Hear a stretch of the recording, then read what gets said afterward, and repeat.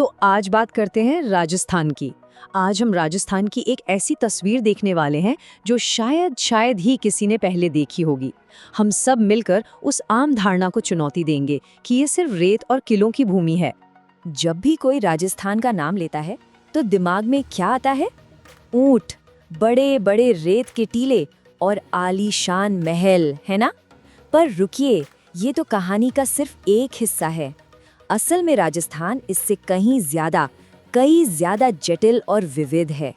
असल में राजस्थान को हम 4 बिल्कुल अलग अलग भौगोलिक दुनियाओं में बांट सकते हैं।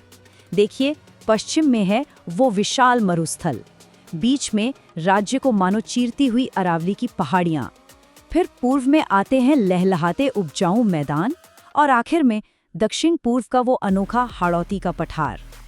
ये टेबल देखिए, ये इन चारों दुनियाओं के बीच का फर्क साफ साफ दिखाती है। सोचिए, मरुस्थल राज्य का 61% हिस्सा घेरता है, लेकिन आबादी रहती है सिर्फ 40%। और वहीं दूसरी तरफ पूर्वी मैदान, सिर्फ 23% जमीन पर 39% लोगों का घर है। इतना ही नहीं, इनकी तो पैदाइश की कहानी भी अलग है। कुछ बने हैं टेथिस सागर के बचे खुचे हिस्सों से, तो कुछ उस पुराने गोंडवाना लैंड के टुकड़े हैं। और ये डोनट चार्ट तो देखिए, रेगिस्तान का दबदबा साफ नजर आ रहा है, 61% हिस्सा। पर राजस्थान की असली कहानी, असली विविधता, वो तो बाकी के 39% हिस्से में छिपी हुई है।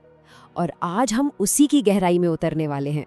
तो चलिए शुरू करें अपनी ये यात्रा। हम राजस्थान के सबसे बड़े और सबसे मशहूर इलाके यानी थार के मरुस्थल से शुरू करते हैं। क्या कोई यकीन करेगा कि ये जो विशाल रेगिस्तान आज हम देखते हैं वो कभी एक समुद्र हुआ करता था?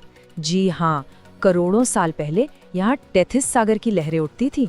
और आज भी यहाँ की जो खारे पानी की झीलें हैं ना, जैसे सांभर झील, वो उसी पुराने महासागर की निशानी है, उसकी याद दिलाती हैं। जैसा हमने पहले देखा, ये इलाका बहुत बड़ा है, राज्य का 61% हिस्सा। लेकिन यहाँ के मुश्किल हालात यानी सूखी जमीन और पानी की कमी के चलते यहाँ सिर्फ 40% आबादी ही रहती है। मतलब जमीन ज्यादा, लोग कम। और इस पूरे परिदृश्य की असली पहचान क्या है? रेत के वो बड़े बड़े टीले, जिन्हें वहाँ की भाषा में धोरे कहते हैं।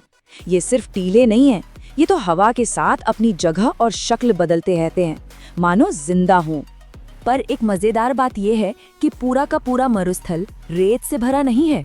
इसका लगभग 41-5% हिस्सा तो हमादा है, मतलब पथरीला चट्टानी रेगिस्तान।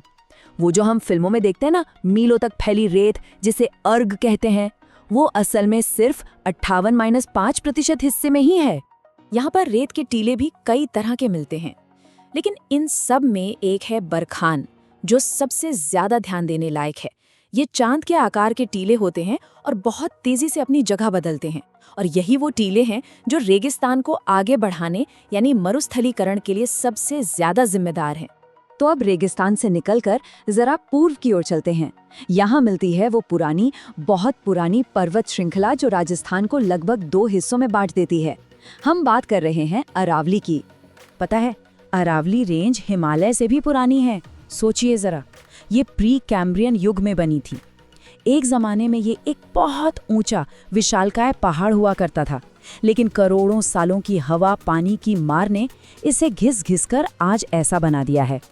देखिए, अरावली सिर्फ एक पहाड़ नहीं है, ये तो राजस्थान की लाइफलाइन है, उसकी रीढ़ की हड्डी। यही है जो एक दीवार की तरह खड़ी होकर रेगिस्तान को पूर्व में फैलने से रोकती है। यही है जो पानी का बंटवारा करती है और राज्य की ज्यादातर नदियों को जन्म देती है। और तो और ये खनिजों और वन्य जीवन का भी एक बेशकीमती खजाना है। और अरावली की इसी अहमियत को समझते हुए एक बहुत बड़ा प्रोजेक्ट शुरू किया गया है, अरावली ग्रीन वॉल प्रोजेक्ट। इसका मकसद है जमीन को बंजर होने से रोकना और रेगिस्तान के फैलाव पर लगाम लगाना। 1400 किलोमीटर, सोचिए, 1400 किलोमीटर लंबा एक ग्रीन कॉरिडोर बनाने की योजना है जो गुजरात से लेकर दिल्ली तक फैला होगा। कितना बड़ा और महत्वाकांक्षी प्रोजेक्ट है ये। चलिए अब अरावली के भी पार और पूर्व की तरफ चलते हैं। अब हम पहुंच गए हैं राजस्थान के सबसे हरे भरे और घनी आबादी वाले इलाके में, यानी इसके मैदानी हिस्सों में। इस इलाके को यूं ही नहीं राजस्थान का अन्न का कटोरा कहते हैं। ये सचमुच राज्य का सबसे ज्यादा उपजाऊ हिस्सा है। ये मैदान बनास और चंबल जैसी नदियों की देन है, जो अपने साथ उपजाऊ जलोढ़ मिट्टी बहाकर लाती हैं, और शायद इसीलिए ये इलाका राज्य की सिर्फ 23% जमीन घेरता है, पर यहाँ रहती है 39% आबादी। मतलब सबसे ज्यादा जनसंख्या घनत्व यहीं पर है। वैसे इसी इलाके में चंबल नदी अपनी एक और पहचान बनाती है, और वो है बीहड़। ये कुछ और नहीं बल्कि नदी के तेज बहाव से कटी फटी ऊबड़ खाबड़ जमीन है, जिसे अंग्रेजी में बैडलैंड टोपोग्राफी भी कहा जाता है। और अब अपनी इस यात्रा के आखिरी पड़ाव पर चलते हैं। ये है राजस्थान का दक्षिण पूर्वी कोना, एक बिल्कुल अलग दुनिया, हड़ौती का पठार। ये जो पूरा पठार है ना, ये एक ज्वालामुखी की देन है। हुआ ये कि करोड़ों साल पहले यहाँ जबरदस्त ज्वालामुखी फटे, उनसे जो लावा निकला वो फैलकर जम गया। फिर लाखों सालों तक मौसम की मार से वही लावा टूटा और उसी से बनी यहाँ की मशहूर उपजाऊ काली मिट्टी। तो हाड़ौती की अपनी एक अलग ही पहचान है। असल में ये मालवा पठार का ही बड़ा हुआ हिस्सा है। यहाँ की काली मिट्टी में कपास और सोयाबीन की फसलें खूब होती हैं, और हाँ, पूरे राजस्थान में सबसे ज्यादा बारिश भी यहीं होती है। और यहाँ की मुकुंदरा हिल्स जो अर्धचंद्राकार शक्ल में है, वो तो देखने लायक हैं। तो कहाँ से शुरू किया था हमने? एक विशाल रेगिस्तान, फिर एक बहुत पुरानी पहाड़ी श्रृंखला, उसके बाद एक उपजाऊ मैदान, और आखिर में एक ज्वालामुखी पठार।